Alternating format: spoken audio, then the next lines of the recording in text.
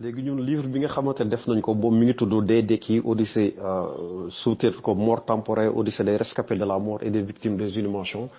précipitées au Sénégal et dans le monde. Léegi comme ni ñu ko waxee am na benn scientifique bu njëkk bu si def ay recherche ku ñu doon wax Raymond Moody ginnaaw gi tamit am na yeneen scientifique donc yu bëri yi nga xam ne du ma leen lim fii am na tamit donc ay français comme kenn ku ñuy wax Jean-Jacques Charbonnier livre mujj bi mu génne moom it c'est un anesthésiste réanimateur. dafa amoon tam moom it benn expérience benn nit bi mu doon réanimer ku nekkoon au chevet de la mort mu ñëw di ko réanimer juste nit ki jamono ji muy décédé mu am lu mu yëg lu fort lu mu yëg lu fort foofu la commencé intéressé wu ci en fait des recherches sur l'au-delà sur les expériences de mort imminente ba moom it mi ngi génne benn livre mu tuddee ko les preuves scientifiques d'une vie après la mort Jean-Jacques Charbonnier boobu ku ko neex mën ko rechercher sur internet. léegi livre bi nag Dee Dekki moom spécificité bu mu am mooy que en fait moom dafa jël recherche yi nga xamante scientifique yi defoon nañ ko mooy tubaab yi moom mu ñëw indi ko contextualiser ko ci vraiment ci ñun jullit yi ak tamit les noirs africains yi parce que soo seetee moom mooy livre bu njëkk bi nga xamante ne bind nañ ko relater ci ay expérience de mort imminente yi nga xamante ne ay jullit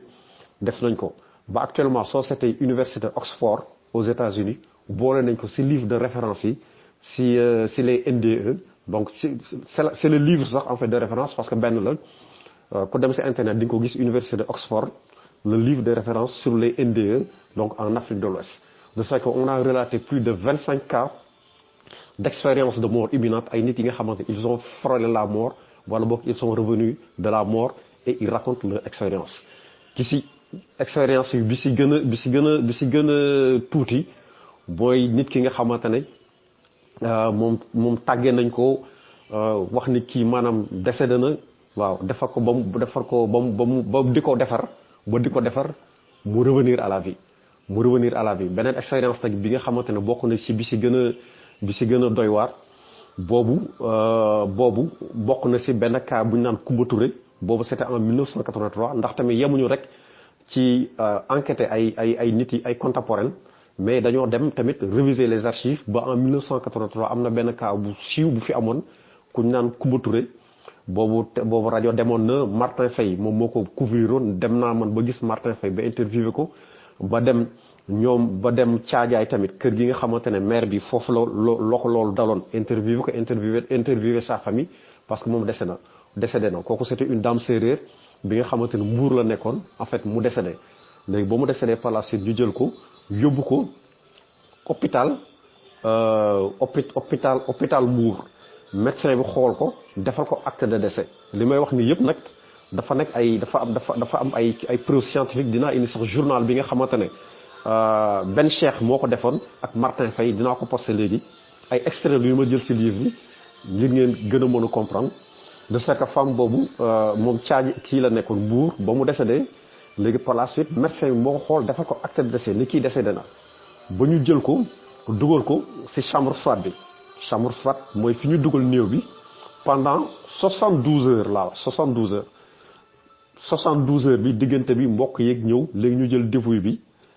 dugal ko ci benn 404 mbaar jël corps bi yóbbu ko dëkkam fu ñu naan Caajaay bañ ko yóbboo Caajaay nag ba di ko waaj a defar ko lépp ba mu jekk ba muur ko lépp ba mu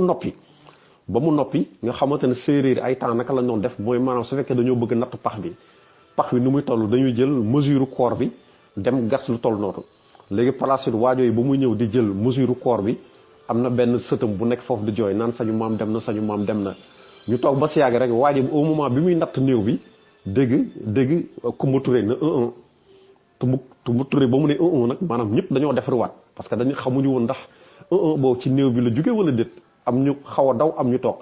beneen nijaayam sàngaay bi nga xamante ne moom la muura woon ci kanam bi maanaam mu dindi ko gis bëti di raf maanaam mu jël ndox tuur ko ci bëtu Coumba Touré bu Coumba Touré ci boppam xilmali ko dekkiwaat na ñoqet toog waaw loolu nag ba mu amee nag ñi daw ñuy toog léegi nag ginnaaw gi nijaay gi ci la ñëw fekk gars yi ñi ngi waajal dëj beeg yooyu yëpp ndax moom mi ngi woon ci wanam bi ñu koy waajal ñëw ne mbokk yi na ngeen ñu jégal ndax de maanaam Coumba Touré dekki na ba mu dee la wax noppeegul rek ñoom ñëpp ñu jël seen bagage daw loolu nekkoon na lu fi siiw au Sénégal en 1984 ba par la suite Coumba Touré tam toogaat na lu yàgg di dund presque toog na ay 5 ans après dund léegi moom da doon nettali ne moom jamono jooju mu dee woon nee na moom en réalité dafa voyagé woon moom noonu la ko nettali woon maa ngi ñëw nag commencé ñëw nag ci expérience yi nga xamante ne nit yi moom la ñu nettali suñu tolloo foofu ñu naan diggante dund ak dee